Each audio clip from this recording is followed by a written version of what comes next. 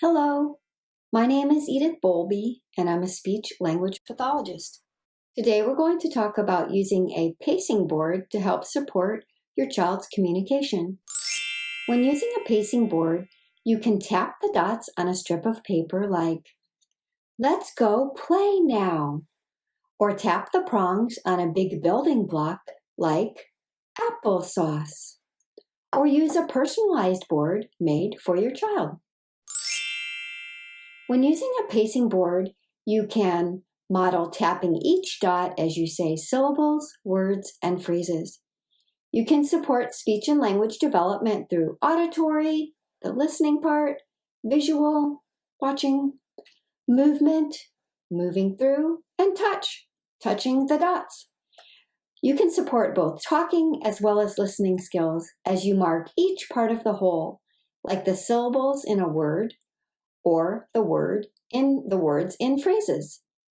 You can encourage your child to tap each dot after watching you do it, to imitate your speech as they are able, and to use the pacing board on their own by just having the board out for them.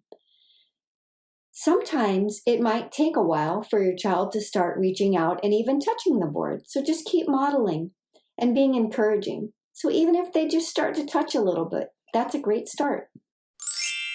When using a pacing board, you can teach words and phrases like, "I want bubbles," or syllables in words like banana, or sounds in a word like the final T in hat.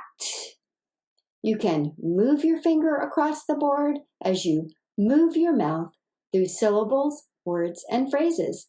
And you can even use that word, move your finger and move your mouth. You can help create spaces between syllables or words. See how there's spaces on the pacing board. You can help slow speech slightly with rhythm and pacing. And you can help to encourage improved speech production with these strategies. When using a pacing board, you can emphasize what you are teaching by using a slightly exaggerated inflection and even volume in your voice. Like if I wanted to emphasize the word eat, I might say, "I want to eat."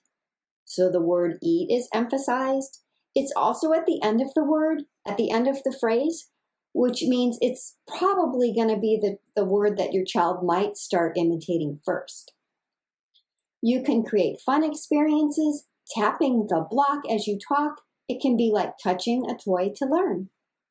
You can practice together. You can each have your own pacing board, and you can practice tapping the dots and talking together simultaneously.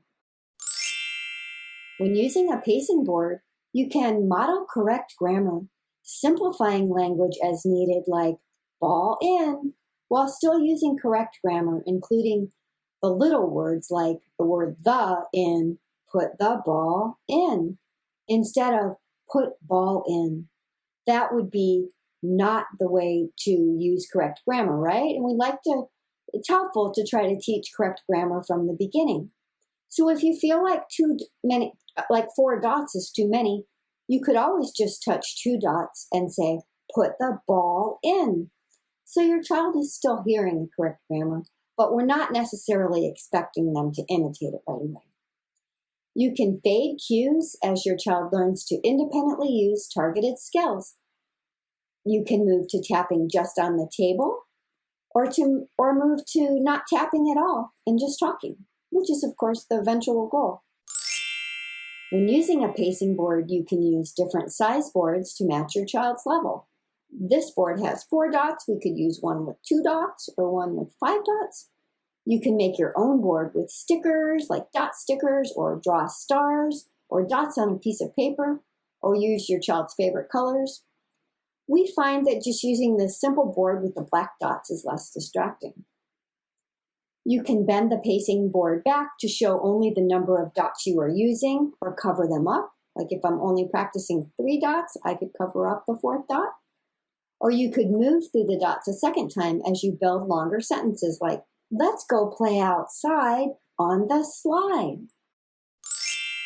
When using a pacing board, you can tap only the number of prongs you need, like baby or my turn, Or 3-syllable words, you could do dinosaur or I'm all done. Or 4-syllable words could be watermelon or let's go eat more.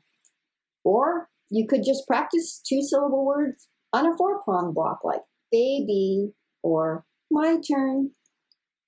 This can give the child idea that they can say more too and just get spontaneous. You can try additional sensory strategies to mark syllables and words like clapping, my turn, or drumming. My name is Edie. This is fun to do in circle time with a name song, practicing the syllables in names. You can do stomping and getting big body movements like elephant or jumping, it's my turn, or using your fingers like help me or open. Your child might start using their fingers too. So again, we want to fade this strategy as we don't need it anymore.